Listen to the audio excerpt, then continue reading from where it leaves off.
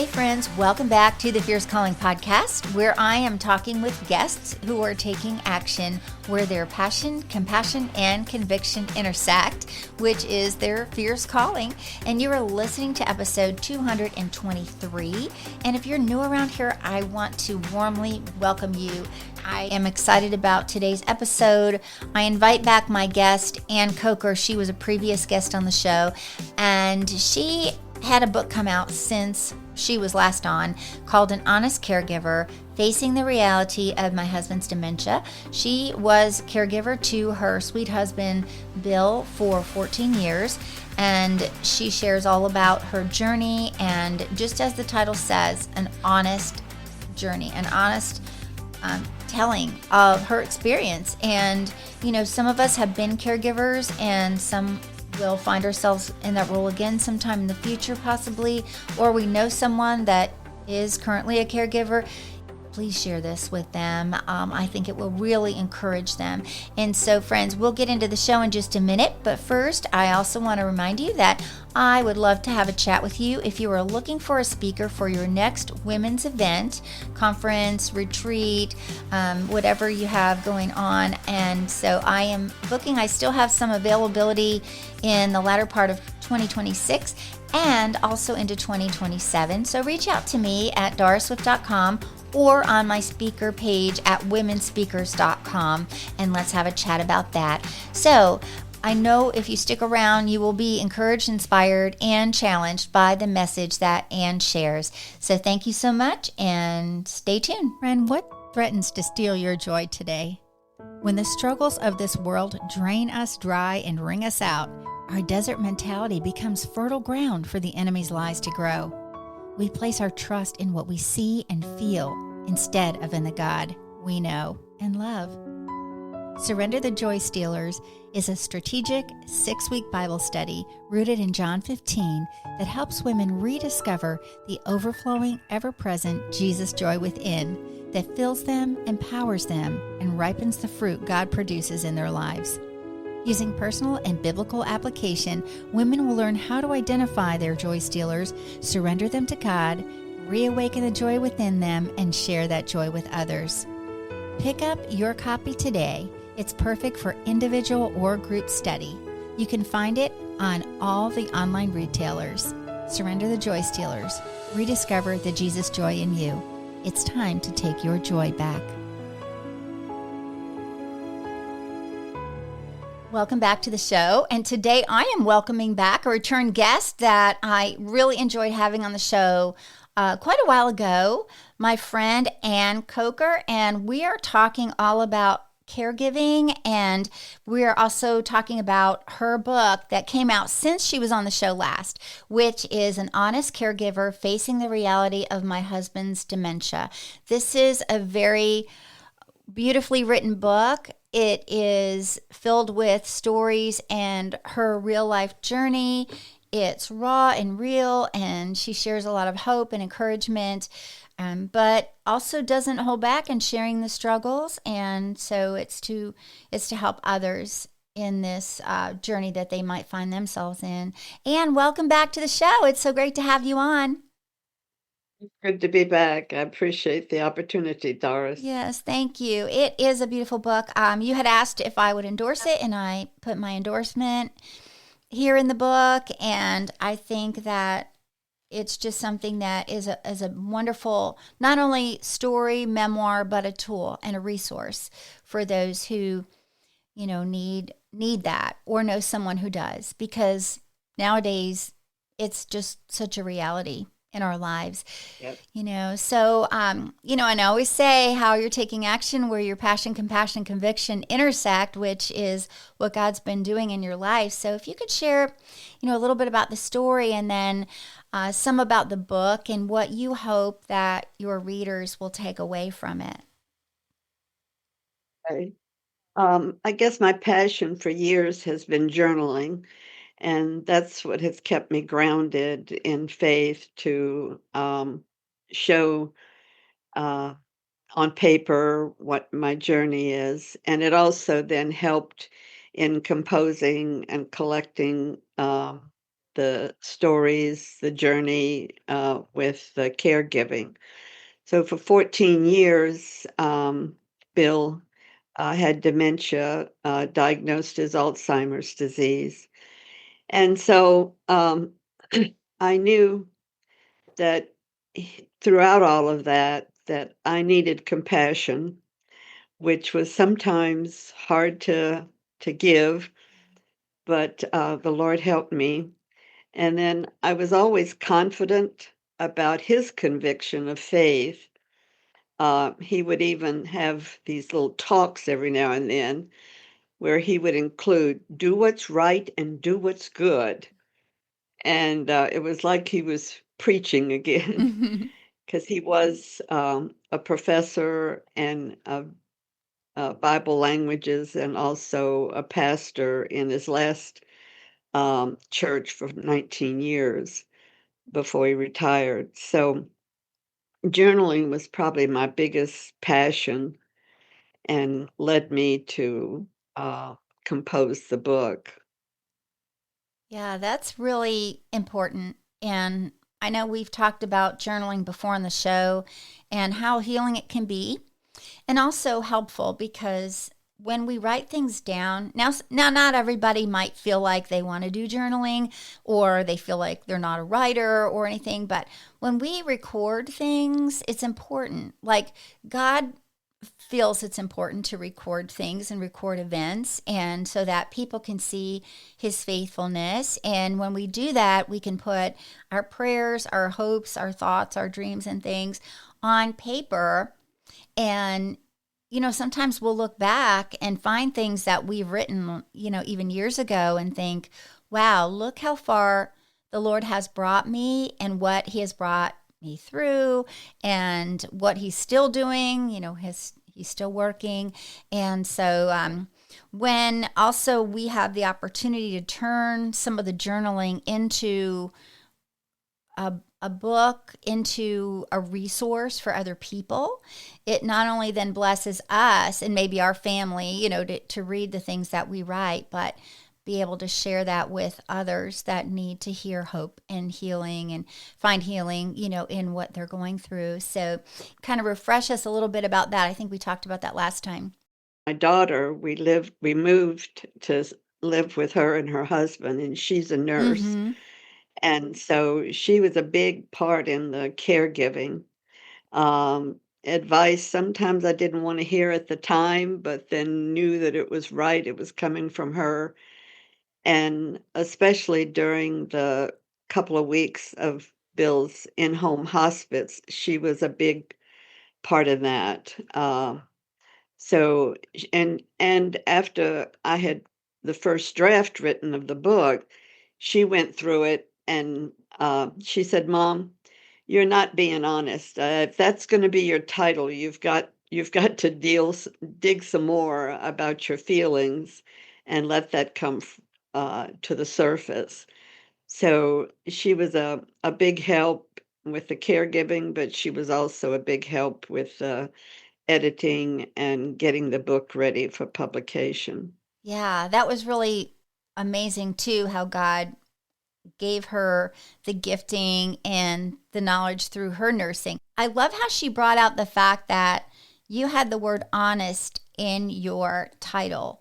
So you really needed to live up to it. She held you accountable for that. So that was really good. That was really good. And it is a very honest book. And when you read through it. So if you would maybe want to share parts of the book that you feel like would bless the listeners, I would love if you would do that. Okay, I'd be glad to, Doris. The book is got 4 parts to it. Pretty simple. The beginning, how it started, the messy middle, how it continued, and the ending when it turned, and then a final chapter on my grief journey, focus on the future, which became a new chapter in my life. But I'll read a few paragraphs from the book.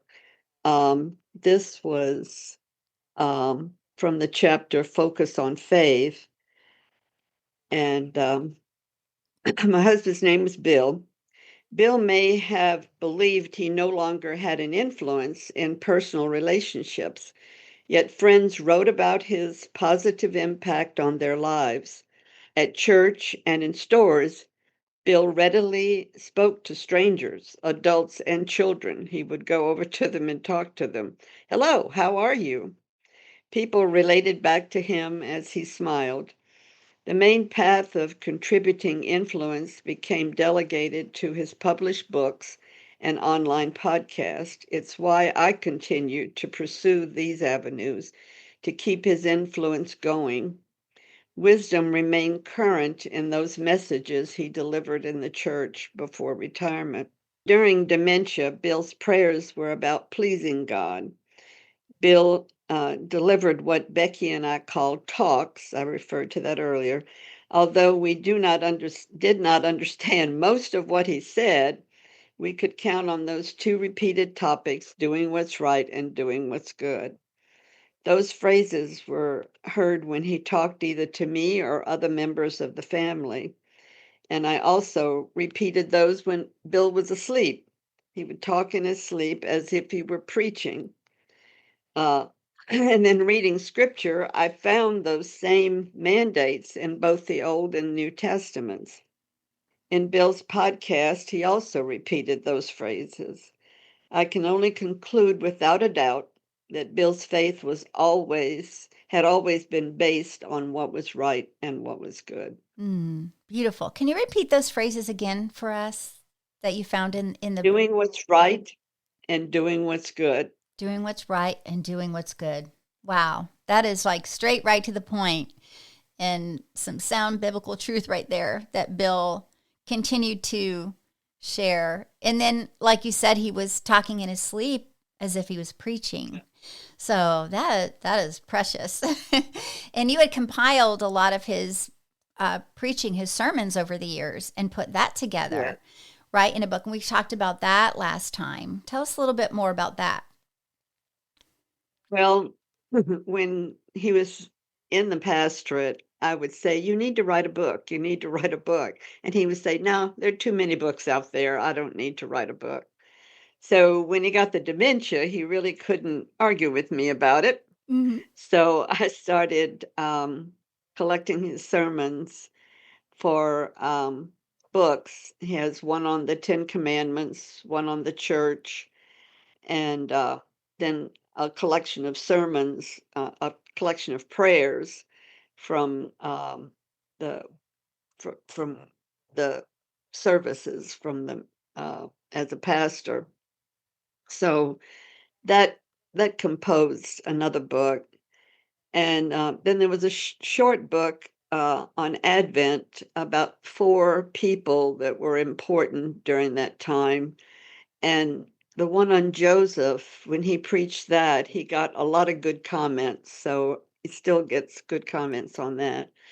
So then my daughter suggested that people needed to hear him preach.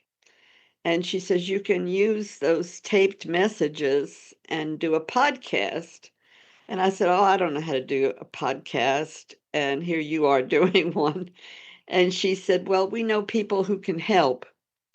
So her son does the mix, and then we have a tech guy here in town that does the recordings. The only part I do is select what sermons are going to be on, and I write the intro and outro.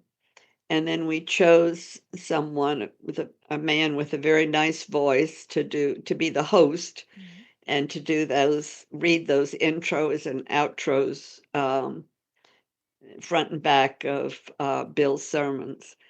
And they've gotten good response, especially from people that knew him as a preacher. Mm. Yeah. Wow. That is really a blessing. And he just had no idea when he was preaching these messages how they would continue to live on, far beyond him going to meet with Jesus, and that's what we would hope, that we would glorify God and that the messages and the words through his word that we speak out would reach the ends of the earth, basically. And through a podcast, you can reach so many more people than you would otherwise. Right. And so that is powerful. And when we get closer to the end of our talk today, we can share how people can find that and some other things. But I would love to first have you talk a little bit about what it was like to share the hard parts, because sometimes we want to be honoring, we want to like talk about God and how he helps us through and bring hope, but it's okay when we go through our struggles to be honest about the fact that things aren't hard. And so how was that for you to share that? Was that healing? Was that, how was that for you to share the valleys? One of the concerns I had was that people that knew Bill, knew him as a preacher or a professor, how were they going to react about this different man? Because he was different during dementia. Mhm. And so I was concerned that if I didn't want to say anything to disrespect what he had been.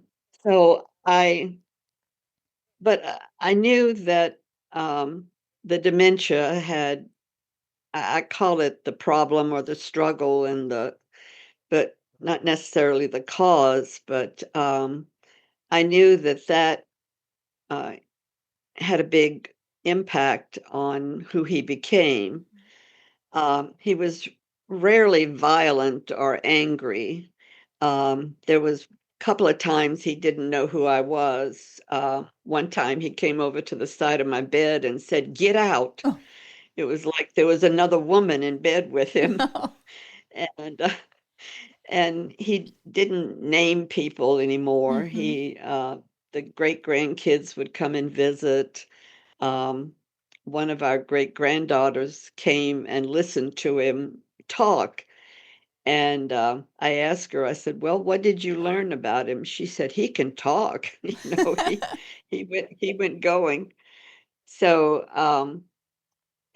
I wanted for it to show Bill, but I knew that the caregiving part had to be my story. Hmm.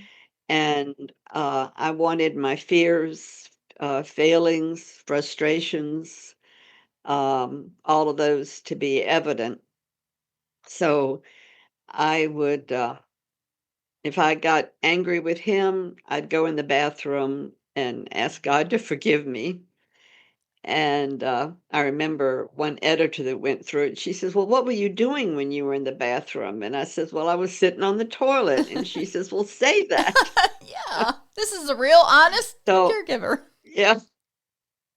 So I said I needed to show that there were times that it was Mhm. frustrating and hard, but God was always present to forgive and to get me back on track and do what was right and do what was good Yeah. for him.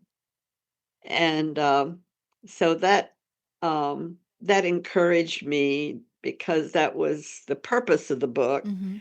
I wanted it to help other people. I wanted it to be a benefit for other caregivers, either those who were in the process of caregiving or could see evidence that that might be their journey down the road. And I also knew that in home care was not uh, possible for every situation. I mean, Bill, um, we had our daughter a nurse, and we had a space in a home. Um, and we had help with physical things. Her husband, Paul, helped a lot. Um, there was even one time when we had a grown man staying with us for a little while, and Bill fell down, and I couldn't get him up, and he wouldn't let me touch him. Mhm. And so I called upstairs and I said, "Tom, can you come and help?" And he came and he first just looked at Bill and talked with him and told him what he was going to do and lifted him up and asked me where I wanted him to go. And I said, "Well, to bed now. It's been too long." Mhm. And So it was God provided people as well as just good sense throughout of all of that, and, showed me that, we had those kind of helps available, but, like, we had end up with 2 weeks of in-home hospice care, and that was excellent. We had an excellent hospice group, um, but I know that's not possible for everybody. Mm-hmm. So it's just, this was my story, not saying everybody has to do it the same way. Yeah. And even at the end, when Bill died, there were family members here. Our son and his son were here, and so when our we were sitting around the dining room table, and Bill was in the bedroom, and our grandson said, "Well, I need to get back home." So Wes went into the bedroom and came back. He says, "I don't think he's breathing." So, we all went over there, and my daughter took her stethoscope, and she also listened to him and, uh, just did everything that she could to make sure, and, then we called the hospice nurse to and the, funeral home because we had decided I'm going on and on here, Oh, please but do. Yeah. we had decided that, the funeral and the burial was going to be in Terre Haute, where we once lived, at the former church, and so I called the funeral home director, and he said and this was, I don't know, it's probably 9 o'clock at night.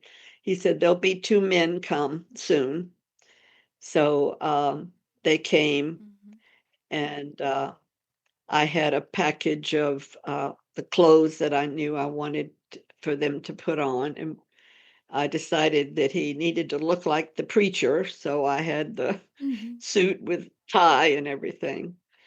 So, but that and and that was an interesting part of that, Doris. After Bill after Becky said, "He's gone," Mm-hmm.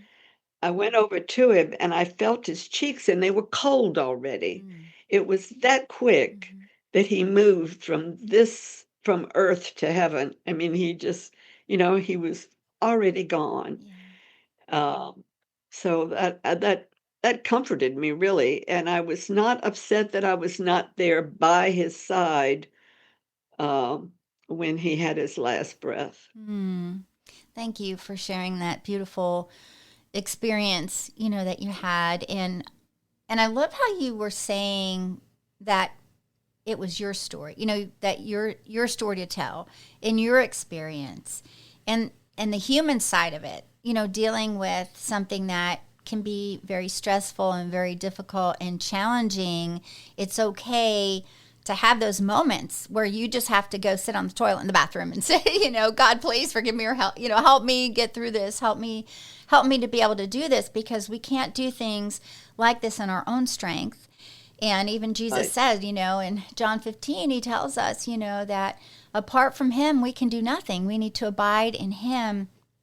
And so you sharing that it is the honest caregiver take, which was your experience, and I believe it will help a lot of people, a lot of caregivers who might struggle a lot with guilt about, the way they really feel, and to kind of give them permission to feel the way they really feel, because being human, it's not easy, and it's definitely a hard journey, but it's a holy journey. And I do love that comes out too in your words, and also how you shared that not everybody's journey is going to look the same, and the fact being that some are not able to have their loved ones stay at home because they might not have the help that you had, and that's okay. Whatever works best and however the Lord leads to what is best for that particular family. And also how you shared that you weren't actually in the room when Bill went to be with Jesus. but you were still comforted knowing that it was just that quick from, earthly to glory, and it's that quick. And we had a similar experience, like with my dad.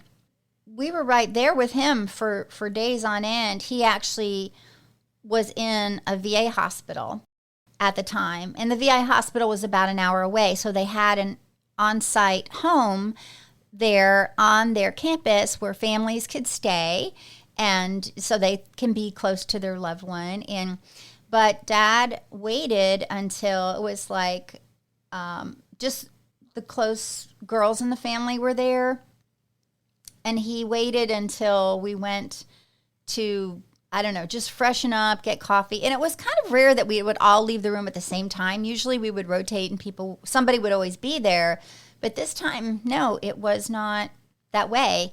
And that's when it happened. But then with my mom, she also passed away in the hospital. And that was just this past January. So it wasn't very long ago.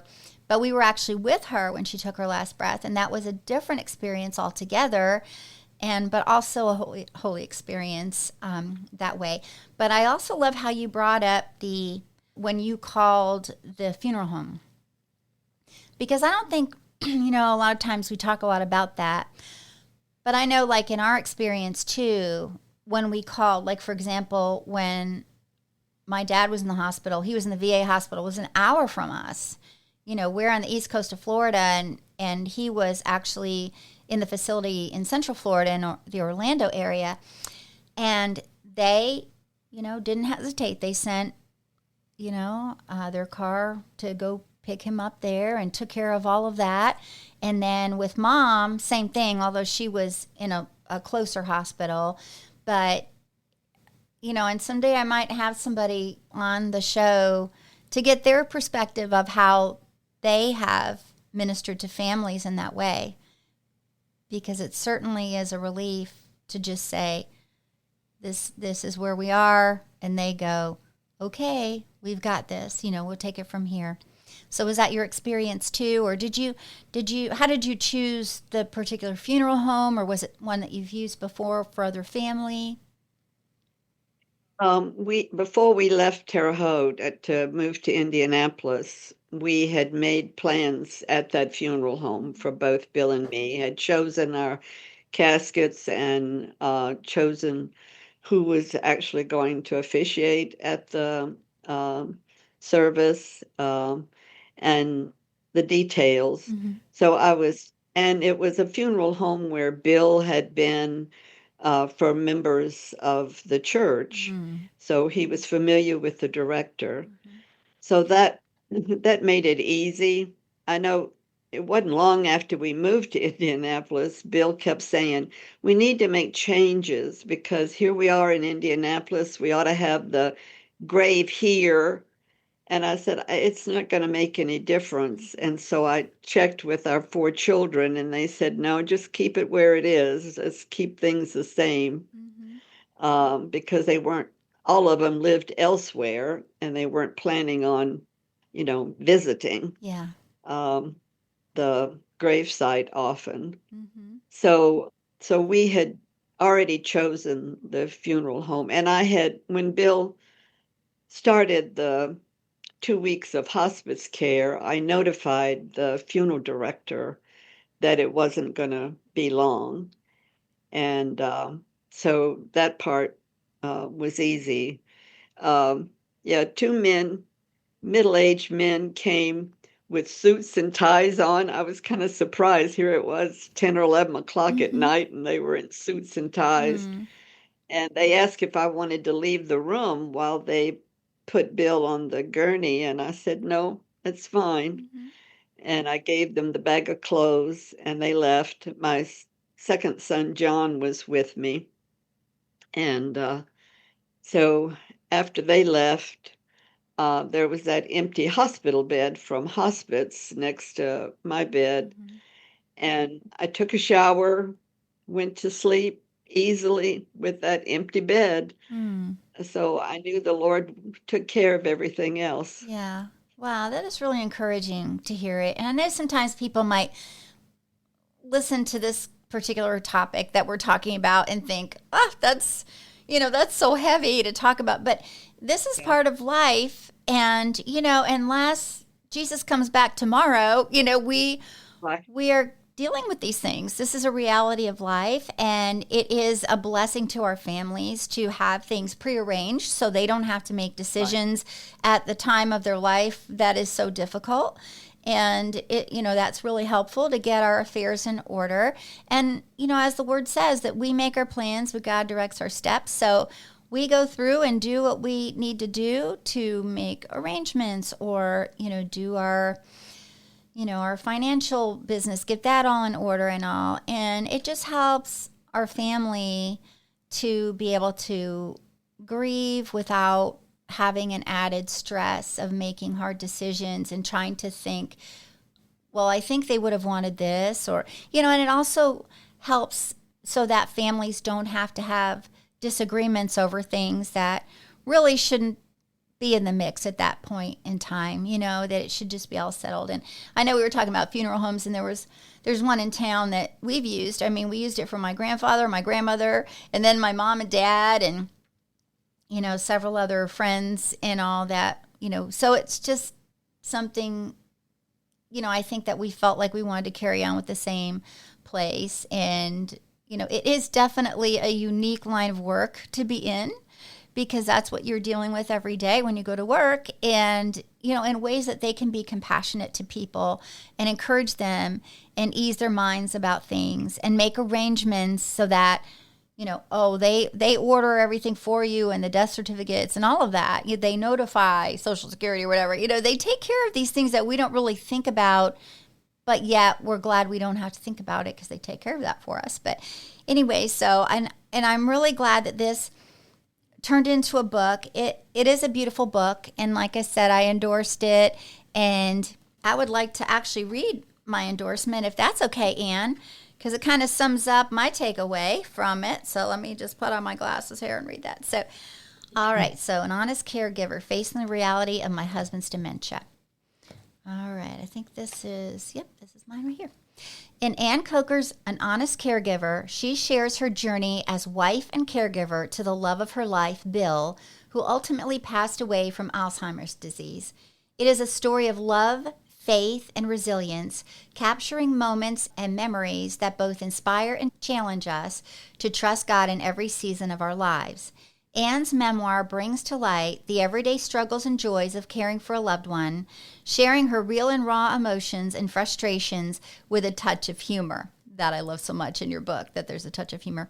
I appreciated Anne's candid retelling of their day-to-day experiences, both good and bad, because it helps us understand the gravity of a caregiver's role and the impact it makes on the lives around them.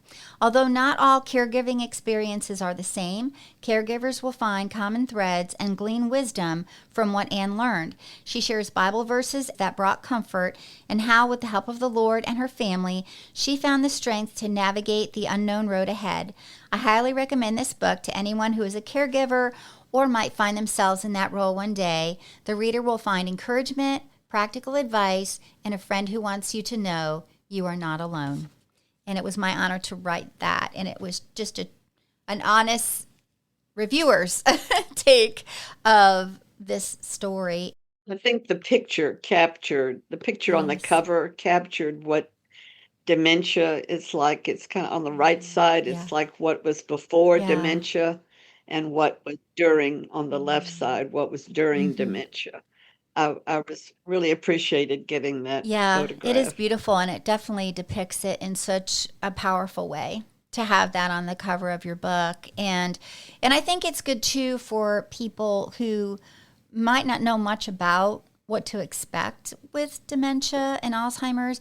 And I mean, I had learned a lot more than I knew, because my mom was diagnosed with dementia, but not with Alzheimer's. And I just didn't know how that played. But it's true that not all dementia is the same. There's different forms, right, Anne? Right. Yeah. Yes. Even Alzheimer's disease has several different kinds, so they're not all Mm-hmm. the same. And the personality and the person themselves reflect on what the difference is. Um, If you don't mind, I'd like to read one other Sure. little passage about the word Yes. loss. This was about my grief journey. I thought deeply about the word loss. It's what people say when expressing sympathy. I'm sorry for your loss. Admittedly, there's a loss on my part. Bill is no longer beside me in our queen size bed or sitting in the passenger seat of the car as I drive to church and errands. No longer is he pointing to our clock on the wall to alert me it's mealtime. In church, I now sit in the third seat from the aisle where Bill sat, leaving two seats for Becky and Paul. Bill, however, is not lost. I know where he is. I do not need to find him like reclaiming a lost object. He is with his Savior and Lord, rejoicing in heaven, and one day I will join him. Beautifully written, beautifully said, and so encouraging for someone who's listening, because you're right. That is what we say, or what is said to us. I'm Yeah. sorry for your loss. And, it's so funny. I've even noticed that I seem like I've said that so many times lately that when I go to, like, maybe I'll type it or text it in my phone, and usually follow up with a card or a call, whatever. But sometimes people aren't ready, to have a conversation, but you just want to reach out and touch and let them know you're thinking of them. And my phone, how it gives suggested words as to what you should say or what word you might use next. And it's just like I've noticed it knows that I'm going to say that. I'm so sorry for your loss. Like, it gives me those suggested words.